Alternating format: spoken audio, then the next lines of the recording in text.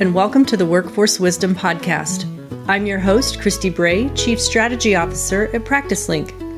This podcast focuses on the latest trends in healthcare recruitment while showcasing innovative strategies, success stories, and fresh perspectives affecting the healthcare workforce.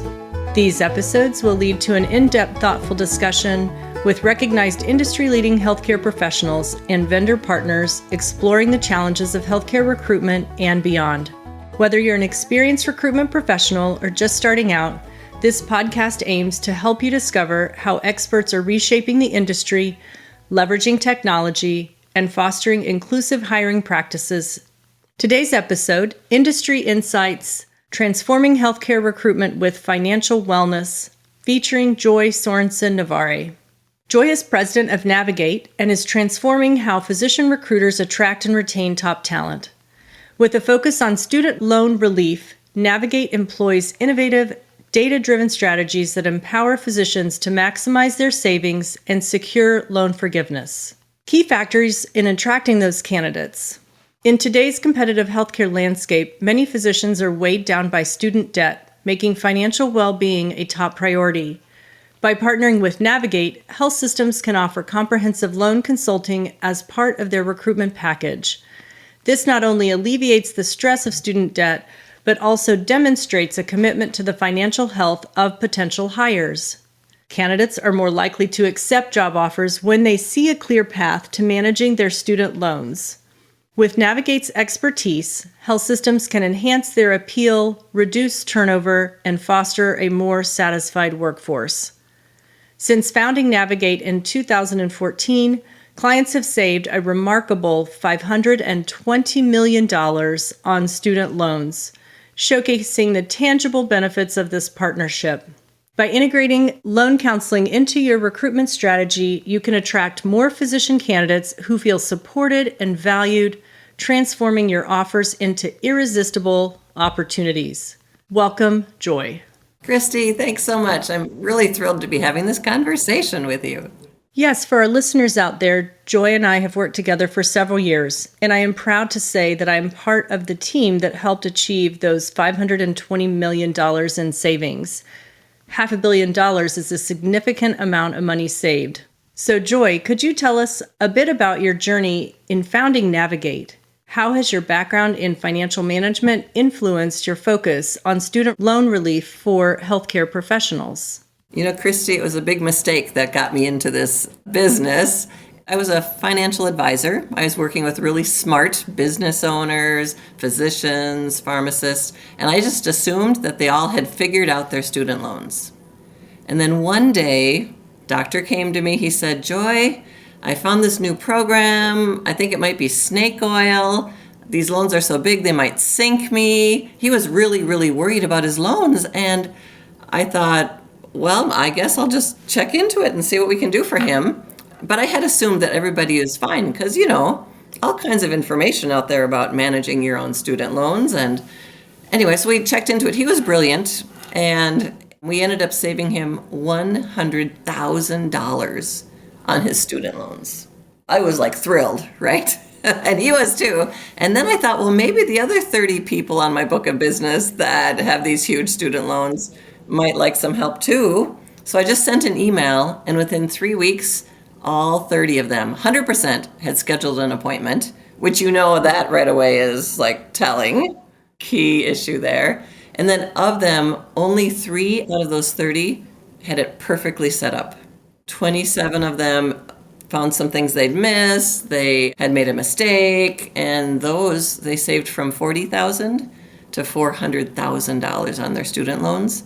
And after all of those appointments, I said to myself, this is all I want to do for the rest of my career. And so I started Navigate. And we are thankful that you did.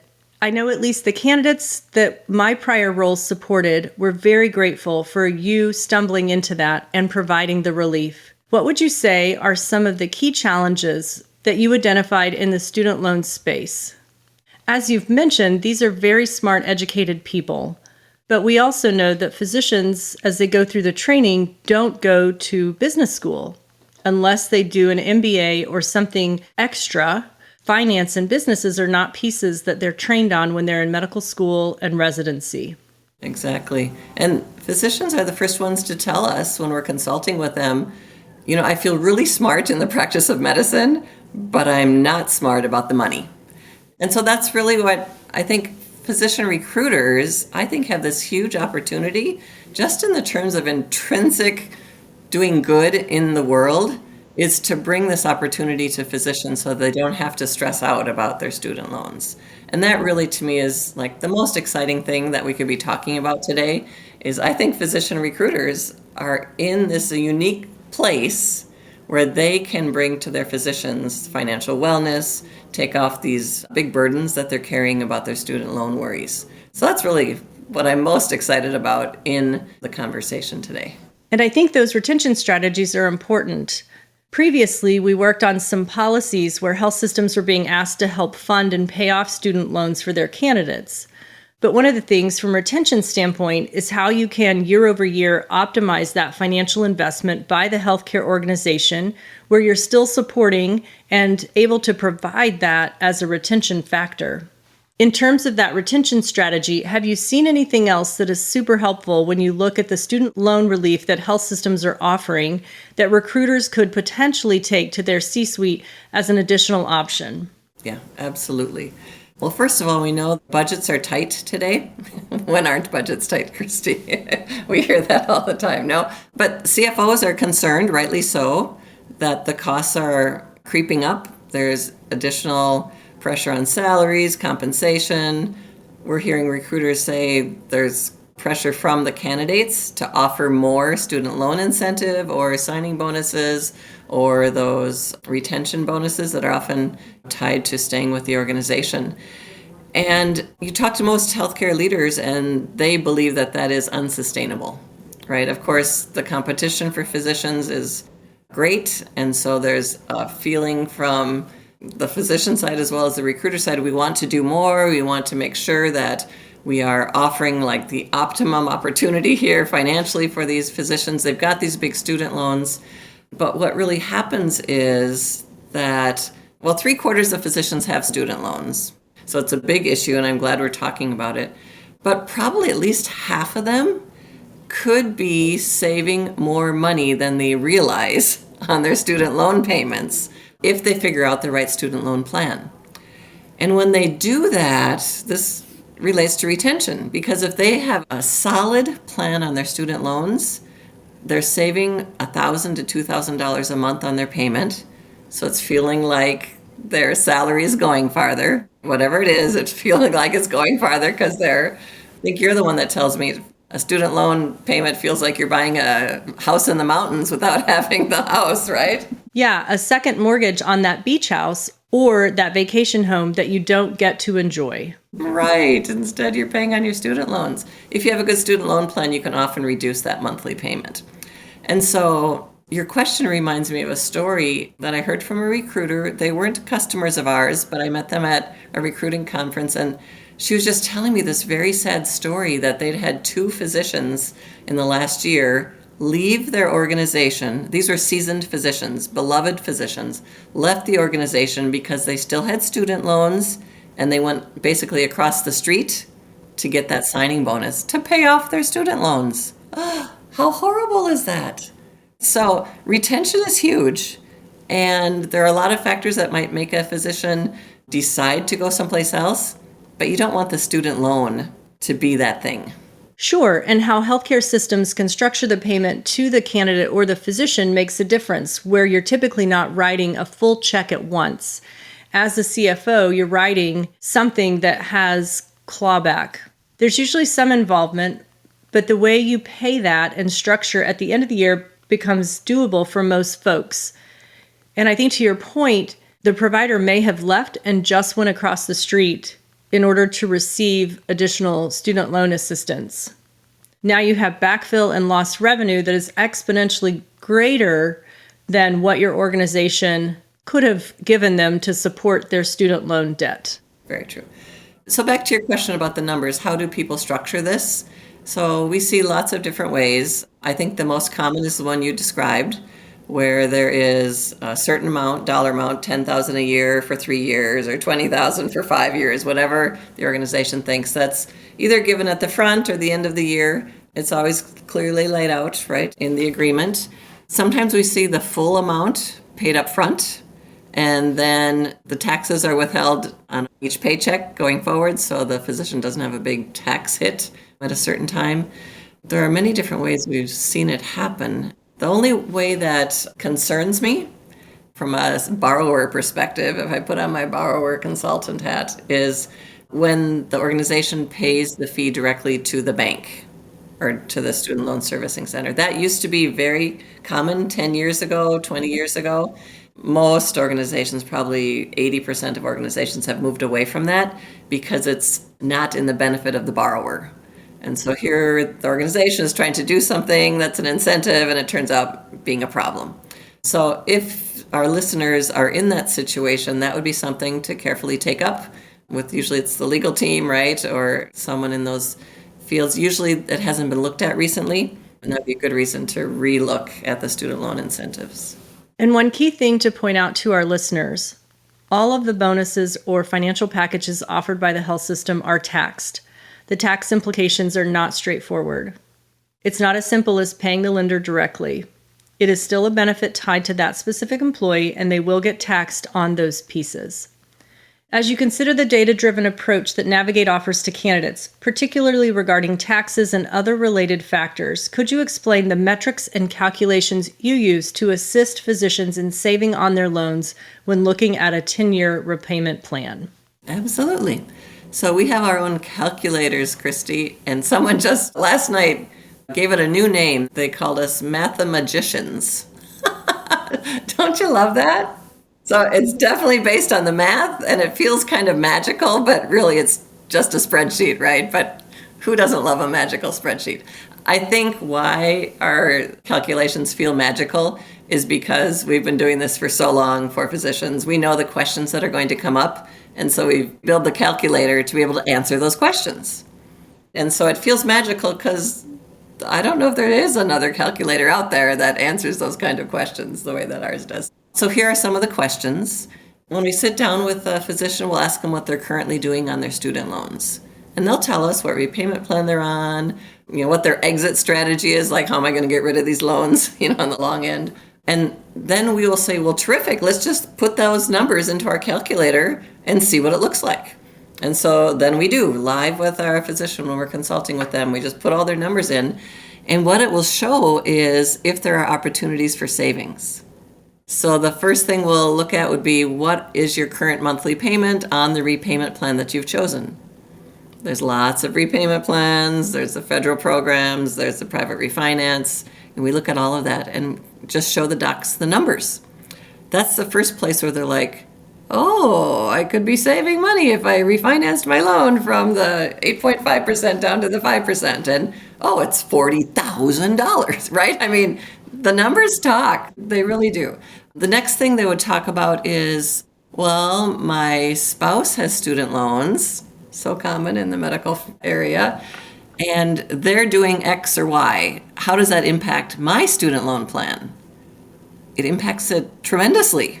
And so let's figure that out. And so then we put the spouse's information on the other side of the calculator and put it all together. And then that gets more complex, the outcome, but it's the same thing. It's the numbers. And so then you look at cell B14 or whatever it is, and then we look to see what the differences are. And then, well, what if my spouse did something different? Or what if we filed our taxes separately instead of jointly? All those physician questions are the kinds of data outputs that really make a physician feel relief, feel settled. They've got the numbers now. A lot of things in this life are uncertain, but when you see the numbers, it gives a sense of relief, I think, to physicians. So once you have those numbers and you've collectively come up with a plan for the physician and maybe a spouse, the next steps in your assistance don't just end at calculating the numbers. You're usually looking at either options to refinance or for candidates to use the Public Service Loan Forgiveness Program. Your assistance doesn't just stop with that calculator. That's right. So often a physician needs to make changes. And that then involves them either shopping for interest rates, we tell them where to go, or it might be going to the federal student loan website to change something about their plan.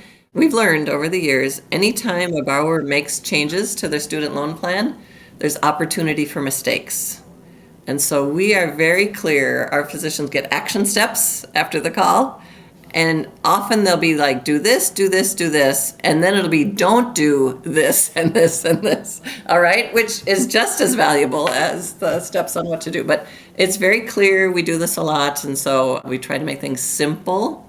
So we are not creating any uncertainty with our physicians.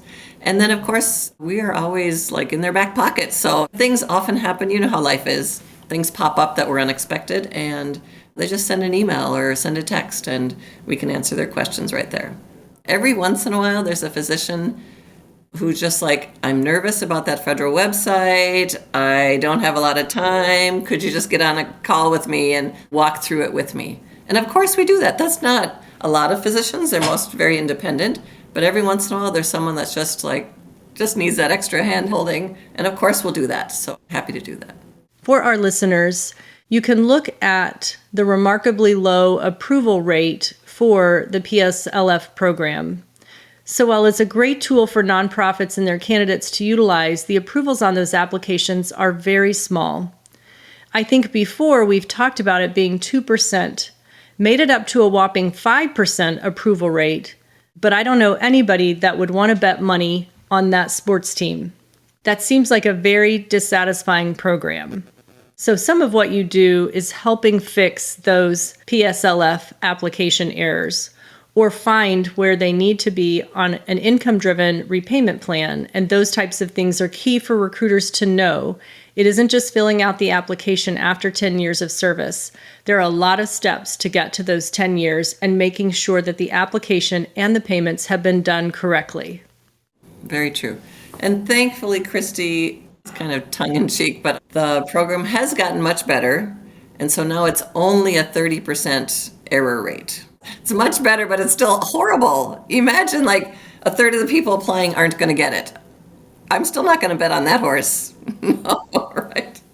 The most current problem we're seeing, and this isn't just for public service loan forgiveness, but it's for all the federal loans, is all the physicians that graduated last May, they have a 6-month grace period. And so it's over now in November or December, and the application website is broken. It's not allowing them to sign up for their repayment plans, which they're legally required to do by their promissory note on these hundreds of thousands of dollars of medical education debt. And they're rightfully so freaking out because they don't want to default, so they're going to go into forbearance. They can go on the standard plan. But the standard plan, if you owe $300,000, is $3,500 a month. And say you're a resident and you're making, $60?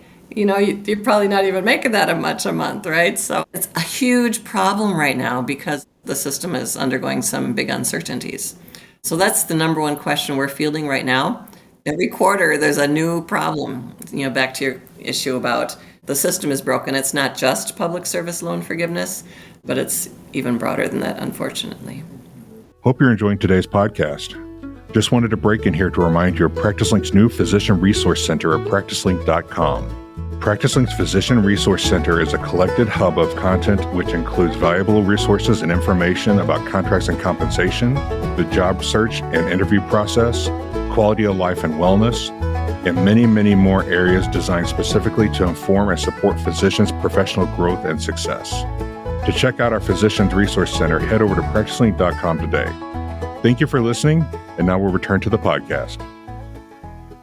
As you look at the substantial savings that Navigate has been able to do over the last 10 years, by the way, congratulations on your 10th anniversary. Thank you. Happy about that. Yeah, at the start, we talked about the $520 million savings over that time. Again, a substantial number. But a little bit ago, you talked about that tangible impact. We were joking about, their loan payments or a second mortgage on a vacation home they don't get to visit.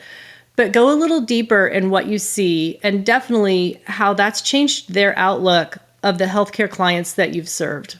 So for the institution, there are very dramatic benefits from helping physicians. Of course, there's an intrinsic benefit that the recruiter feels just happy that the doctor is in a better place. We all have that feeling, our guides that work directly with the physicians, that's why they do the work, is for that feeling they get after meeting with someone it's a real happy feeling. Recruiters have that same feeling that they've helped their doctors save. I'm a little off track here, but reminded me to get back to the benefits of the healthcare institution. But every month for our healthcare partners, we send a report that shows, who we met with, how much their loan balance was, how much they're on track to save.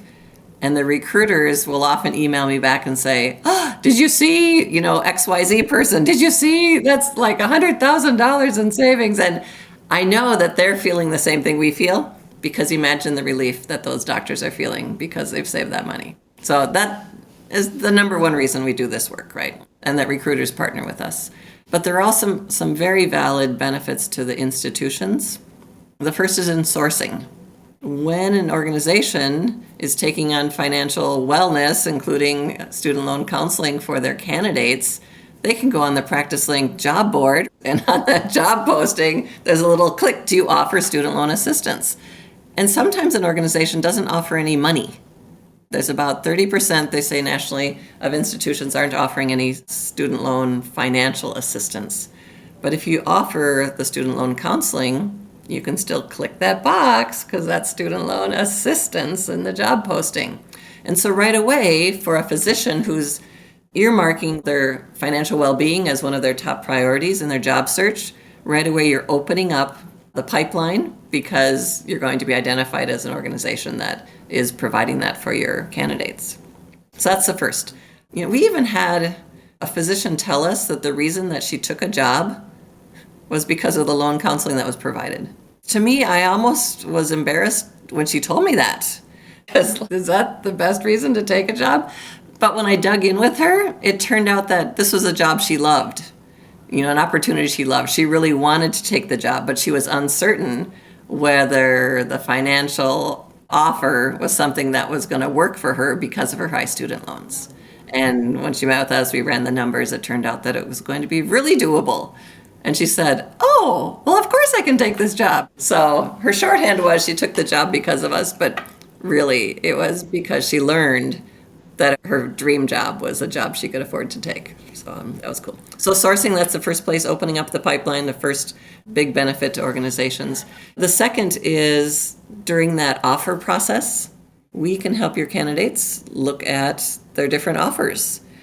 And especially for groups that are at a competitive disadvantage with public service loan forgiveness, because so many residents today think they must have that, and that is not true. We can show them the numbers, and we can show them that this organization that they would love to work with, but that does not offer public service loan forgiveness, they can likely have an excellent financial outcome working with them, even though public service loan forgiveness isn't part of it. But without knowing the numbers, it's just a recruiter's opinion. When the recruiter has the calculator on their side, it can really help demonstrate the value of the offer from a third party.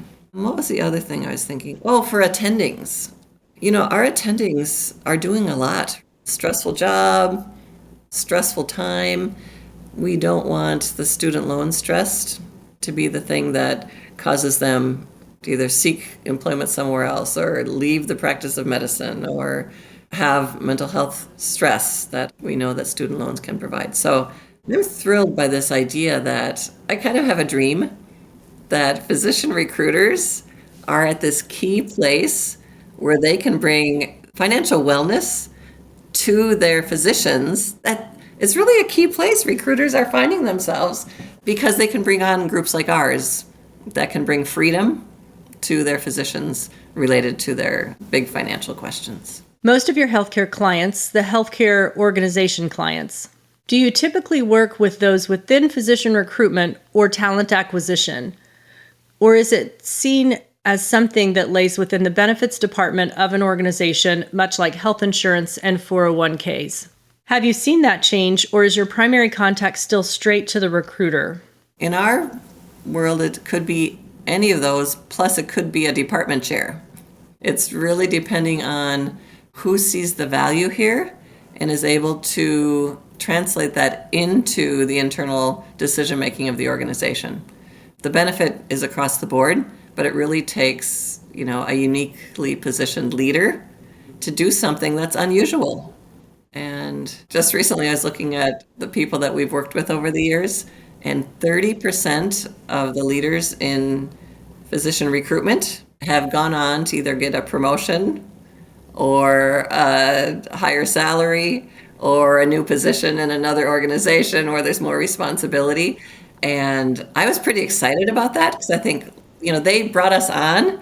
It showed to their own leadership that they're thinking forward, that they're bringing something on to help recruitment, help well-being with physicians.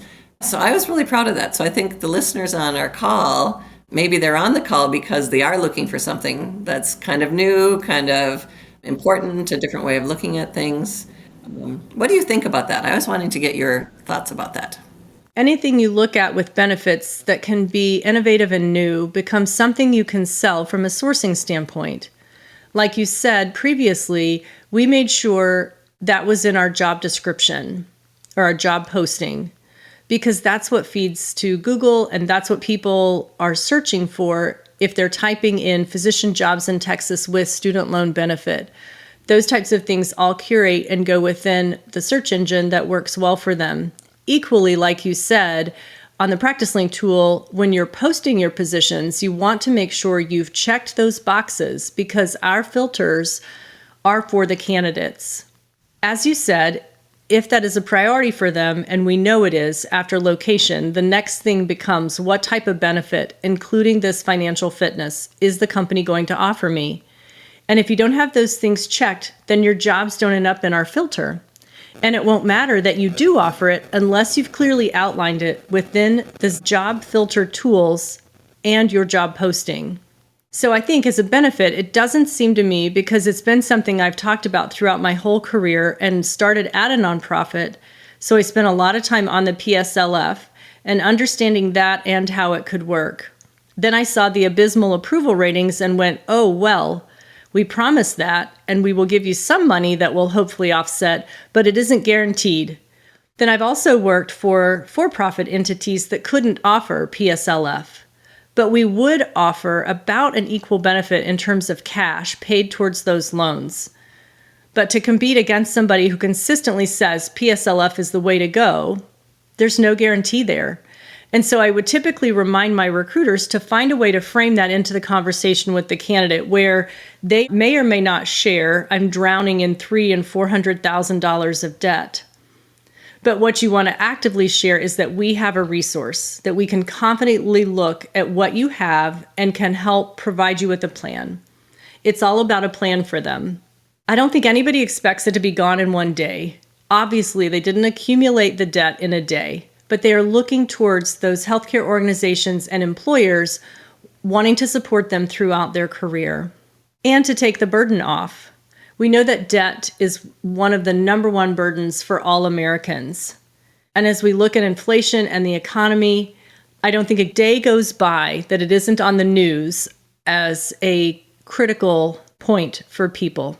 So I always thought that it was something just like relocation and sign-on bonus and retention bonus. It's just a different way to provide a very valued service to your candidate pool. And it absolutely does help with sourcing. I know you recently attended our in-person career fair in Las Vegas. Tell me a little bit about the candidate and prospective client who sat down with you at your table. I'd be glad to. It was a real pleasure to partner with PracticeLink at the job fair in Las Vegas. It was a unique experience for us because often at a job fair, people are so focused on talking to recruiters, they aren't thinking about their student loans. And so often, people pass by without talking to us. At this fair, 100% of the candidates stopped to talk. And so that to me was eye-opening. So it just told me, okay, there's something going on here that's different. And so we had great conversations with people. The one that comes to mind when you ask that question is a PA who sat down, and as I started asking her some just gentle questions about her student loans, she started to cry. And she started to cry because she was feeling pressure from her parents to pay off her loans as soon as she could. She had more than the average amount of loan for a PA, and so her monthly payment was going to be horrendous. And so she was very worried, and she was planning to live at home to be able to pay off these loans, because her parents were putting this pressure on her, and she's a grown woman. And she felt so, I don't know what the tears were, if she felt out of control or stuck or just sad, right? It could have been any of those feelings. And so I just said to her, well, let's just talk about some options for you. I wasn't consulting with her. We were in the middle of a public place, right? But I just wanted her to know that there were options. And so the option that her mother, who might have been a very astute person, but probably not as smart on student loans as she could have been, just so she would know that there were some things she could consider beyond her mother's strategy. And so then she was starting to feel a little better. And then I said, well, why don't you schedule an appointment with us and have your mother on the call with us? She got a big smile. She just felt so much relief. So that's really what we bring to these conversations, is a solution. When it's money, there's almost always a solution, unless it's a really difficult situation, and then we send an attorney solution. But that's what I love about this work, is because these problems are serious, but it's not always just the money. It's often a relationship related to the money, whether it's a spouse or a boyfriend or a mother. And so we understand that, and we know that doing money with somebody, like a consult with us and somebody that cares about you, is often the solution to get everybody on the same page. I know our travel team, when they got back, the first story they shared was Joy's impact and Navigate's impact for those folks at the career fair, and specifically for that physician. So I hope she continues on the trend of financial well-being and fitness as she looks at her job options. We'll change a little bit and talk about maybe some other trends you're seeing in healthcare recruitment related to financial wellness, where you think we're going over the next 5-10 years, especially regarding financial incentives and those pieces employers can offer. And I'll mention one last thing, because we do have a new administration in office, and we know the federal government plays a big role in what can change with all of student loans, not just our physicians and clinician candidates. But as you look towards the future and those next 4 years, what loan repayment changes can we expect? And then maybe what trends where we should be going if that's different from what we expect from the current administration.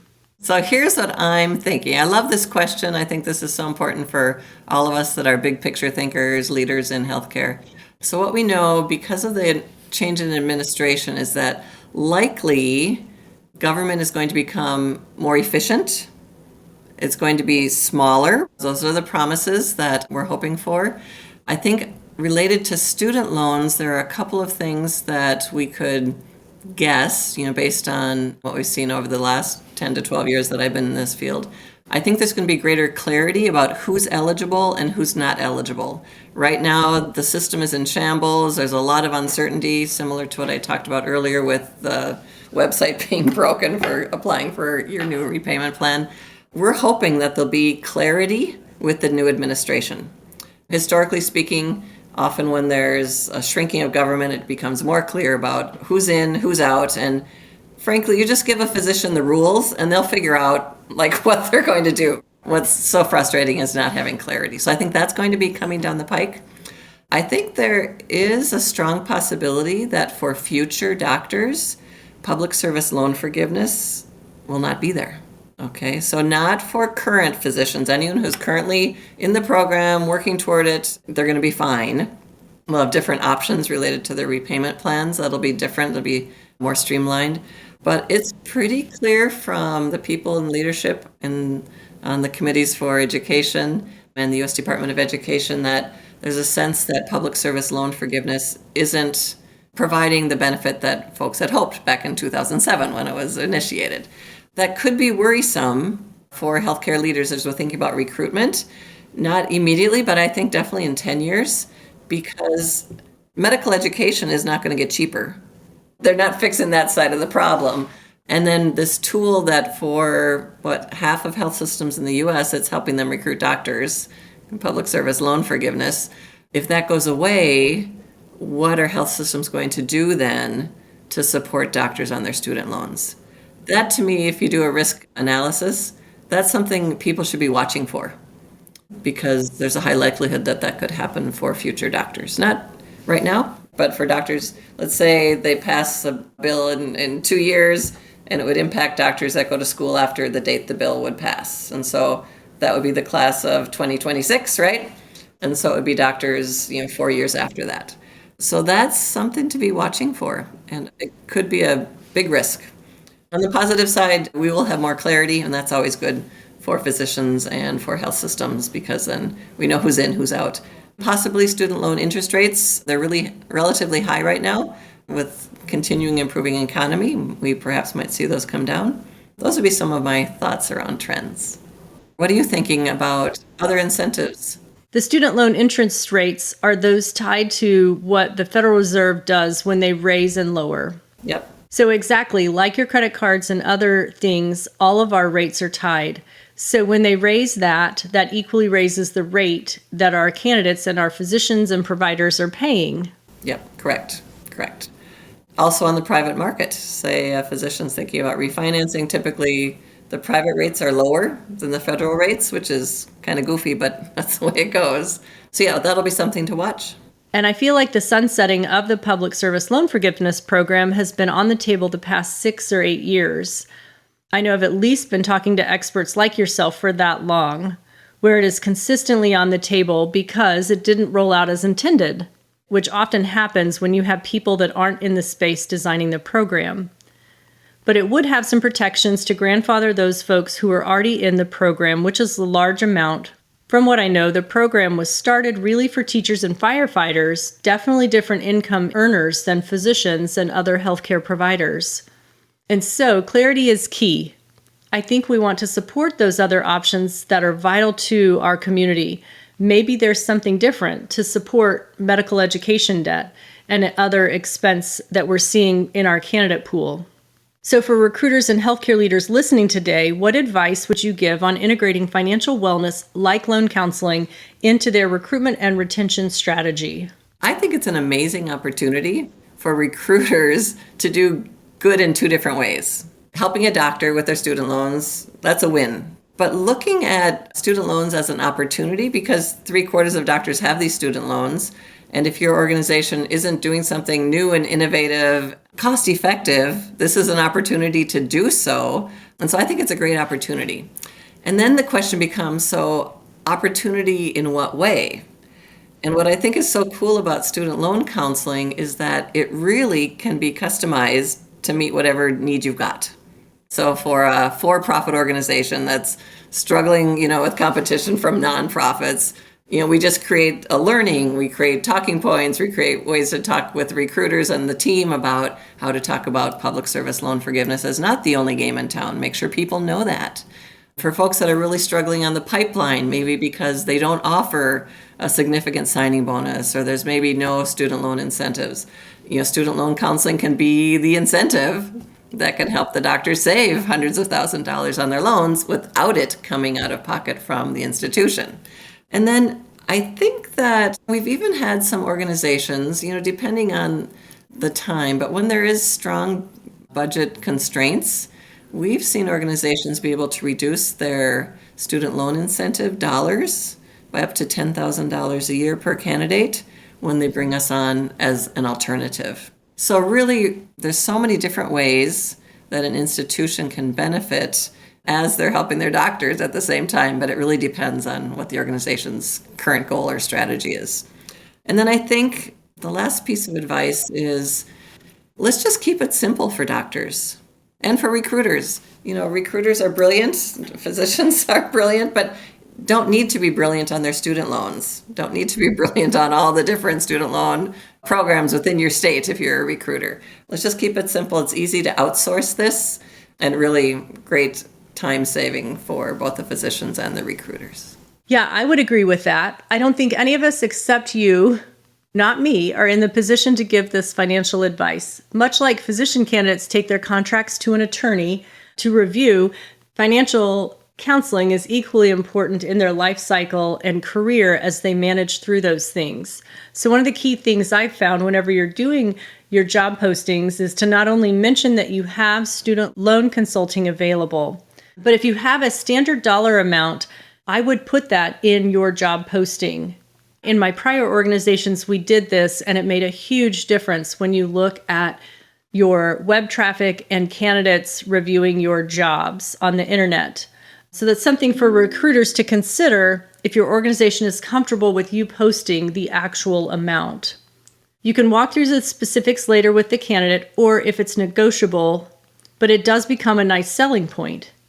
You may not be willing to post the full salary, but those types of numbers and a commitment on student loan payment are valuable from an SEO perspective within your job posting. And so, Christy, you saw that more people were clicking on the ads that showed the actual dollar amounts than the ones that were just descriptive of some kind of a benefit. Absolutely. And you see a lot with pay transparency laws that are going into effect. But I know when you look at surveys by Indeed and other large job boards across the country that are not just for physicians, upwards of 50% more click-through rate on jobs with salary information. It doesn't even have to be salary. It can be other dollars related to that package. And a lot of people I talk to when they're looking at new jobs, they're not even applying if it doesn't at least give a range of what's there. I think that will become more common for physicians because there are thousands of jobs compared to one of them, and they have to save time through their job search. So to your point about sourcing candidates and opening up the pipeline, this is the easy button to turn on for your sourcing team to entice and have that extra benefit. And it is also one of the greatest feelings that you can provide to them, that relief and security. I know over time that what we looked at in an organization, because the physicians have such a large amount of debt and we've committed to retaining them, they built a patient panel, all of those things. And a lot of times they had not had student loan consulting in the beginning. So when you went back to those guys and girls who were 3 and 5 years, 6 years into their practice and provided a service like Navigate to them, they all raised their hands. It was the most phenomenal response. So don't think of this as just a tool and a lever that you can pull for candidate pipeline. Again, on the retention side, this is highly valuable. And I know you did some of those consults. I remember seeing a lot of APPs. So we can't forget about these folks that are graduating with a high amount of debt as well. But I don't know if you want to speak to that. But as a retention tool, to your point, the health system over time could save money by helping their physicians and their providers look at their debt. So they're always going to ask for more money year over year as they renew their agreement. This is one way. You can say, sure, we'll give you another $10,000 or $20,000 a year and extend the benefit to you for your student loans. But you need to talk to Joy and her team first to make sure you're in the right repayment plan. I think that's where you were going with talking through that with providers you already have that are employed. And the other thing that comes to mind, Christy, is sometimes we have physicians that it's time for them to retire. Right, kind of the opposite of retention. I don't know what you call that, like move along, Joe. But we actually helped with one of those too. It was a physician in the South, and he still had over $100,000 in student loans. He'd been practicing for a long time, and he was ready to do other things. And he was a very good friend of the CEO of the institution. You know how that happens after a long time sometimes. And helped him get out of that problem. So we're experts at helping people exit from their student loans. And sometimes that's what's keeping a doctor in a position that maybe they're ready to be done from or to do something different for the organization or for the community. And that can be a win too. I think that's a great example. I remember talking especially to some primary care folks I've recruited over the years, and they aren't the highest income earners. They come out with the same amount of debt, and it doesn't go away in 5, 10, 15 years unless they have a plan. And it really becomes that burden that they drag around with them, and they're always going to ask their new employer to help them with. So Joy, are there any upcoming initiatives or resources from Navigate that our listeners should keep an eye on? I am really excited about this new service that we're offering. It is for residency programs. And so if a recruiter who's listening is interested in either getting in front of residency programs that they currently don't have opportunities in, wanting to build some relationships, or have current excellent relationships with their own residency programs, but are looking for a topic or something new that would be of interest to their residents. We are putting together a new residency training program on student loans, and so please reach out to us if that's something of interest to you. We're going to unveil it at the ACGME conference in February of this year. We're very excited about it, and so wanted to make folks on the call aware of that. And then secondly, we spoke briefly about the new administration, but for recruiters especially that are wanting to support their physicians, there is a lot of uncertainty right now related to student loans in the new administration. And I'm guessing that uncertainty is going to be with us, could be 6 months, could be a year, just because of how long it takes things to settle out. Great time to make a referral to Navigate student loans. We're happy to be that resource for your organization. Those are great points. I appreciate you mentioning that. And I will say, for those academic recruiters out there, Joy and the Navigate program is fully accredited by the ACGME as didactic time. So I always use that with program coordinators to schedule a lunch or bring them cookies, but they are able to check the box that it is didactic time accredited by the ACGME, which is a big, big deal. Appreciate that you guys took the time to do that because it is meaningful and shows the commitment of Navigate as a resource to those residents in training. On behalf of myself and PracticeLink, we want to thank Joy Sorensen Navarre for appearing on the Workforce Wisdom podcast. For our listeners, please feel free to reach out with any thoughts, insights, or questions about anything we covered today. Or if you wish to receive more information on how PracticeLink and Navigate can help your physicians and your recruiters, please visit our website. Go specifically to the Resource Center and look under Student Loans. Joy's blog content and articles appear not only in our magazine, but also live on our website and within the PracticeLink Media Network. My name is Christy Bray, and I thank you for listening to Workforce Wisdom.